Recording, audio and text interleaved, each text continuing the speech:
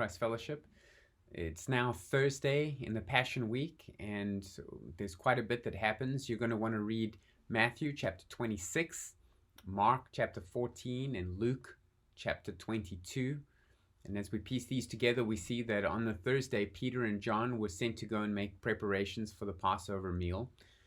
After sunset, Jesus eats the meal with all 12 of his disciples. He washes their feet. We also see in that exchange that Satan enters into Judas. According to Luke chapter 22, verse 3, Satan entered into Judas, called Iscariot, who was of the number of the 12, and he went and conferred with the chief priests and officers how he might betray him to them. So Judas is actually possessed by Satan at that point. We see the Lord's Supper instituted, and Jesus breaks the bread. This is now after Judas has had his feet washed. Judas has eaten some of the meal with Jesus. Remember that they dip the bread in the gravy and Jesus hands it to Judas in order to show Peter that this is in fact the one who will betray him. And Peter and John are the ones that ask about that. And then Judas departs, and after that, Jesus gets up and institutes the Lord's Supper by breaking bread and passing the cup.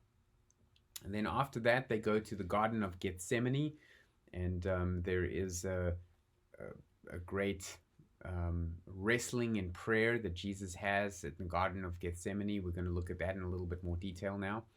Then the betrayal of Judas happens when Judas comes and kisses Jesus on the cheek in the garden, and he is arrested at that point, and he is taken to the house of the high priest because it's late at night, and they convene a kangaroo court, and Sanhedrin, the council, is convened. It's during that time that Peter betrays Jesus or denies Jesus by saying, well, I don't know who he is. He does that 3 times before the cock crows 3 times. And so I wanted to just focus on something specific about in the Garden of Gethsemane when Jesus is busy praying, and he says specifically to the Father, if there's any way that you can take this cup from me, then do that.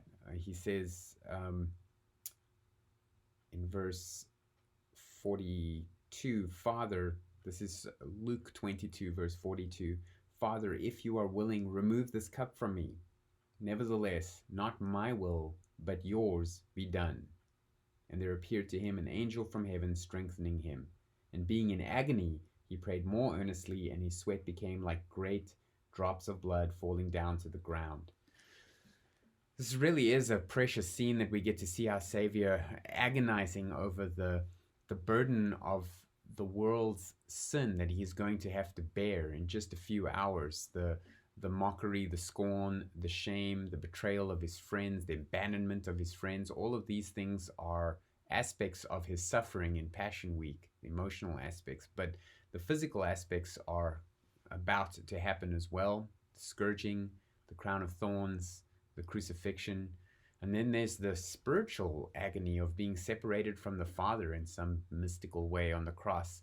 The sinless one being made sin for us, bearing the sins of all of the elect, all of those that will believe in him, everybody who would turn to him, and all of their sins he would bear.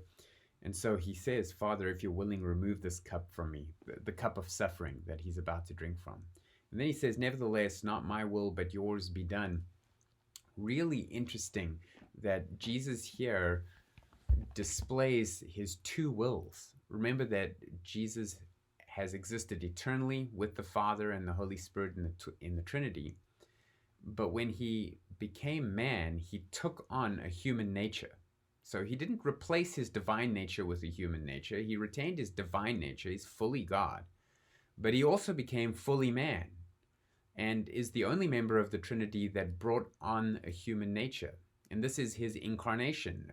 God becomes flesh, fully God and fully man, fully divine and fully human.